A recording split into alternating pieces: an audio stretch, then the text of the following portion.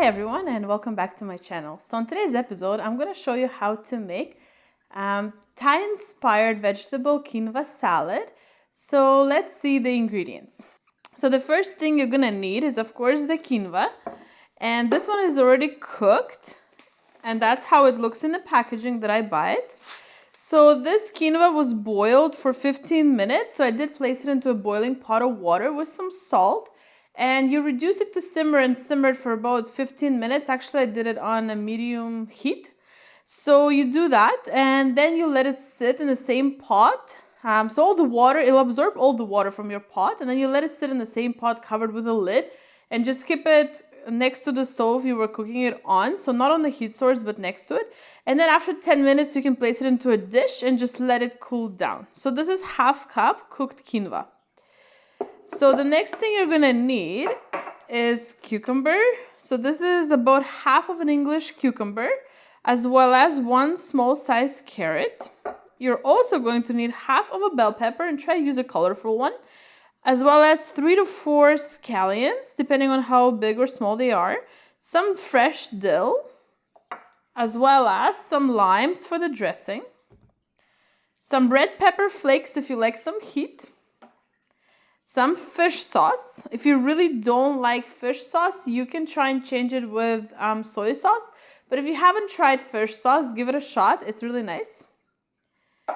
You're also going to need some just regular sugar, as well as just some kind of oil. So I'm just using olive oil extra virgin today.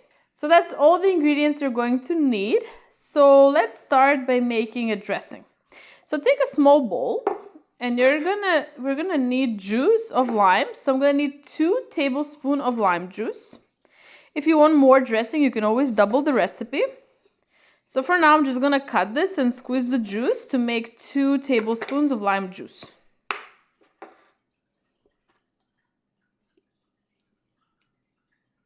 So because my limes are pretty big in size, and depending on how juicy your lime is, I only needed 1 whole lime to make 2 tablespoons. It was even a little bit more. So that's all I'm gonna need. So then you're gonna add some red pepper flakes, and this is to your taste. You can also add a little bit of salt, depending how salty you like your things, because fish sauce is salty. So the next thing we're gonna need is we're gonna need some oil. So you're gonna need 1 tablespoon oil, 1 to 2 teaspoons of sugar, depending how sour you like your salads to be. If you want less sour, add more sugar. But I like to do just 1 teaspoon of sugar in mine. Sometimes limes can be very, very sour, so I usually taste the dressing before I put it into my salad. And if it's really, really sour, add a little bit more sugar as well. But for now, I'm just going to stick with what I do usually, and usually I do 1 teaspoon of sugar. Next thing we're going to do is we're going to add 1.5 teaspoon of fish sauce.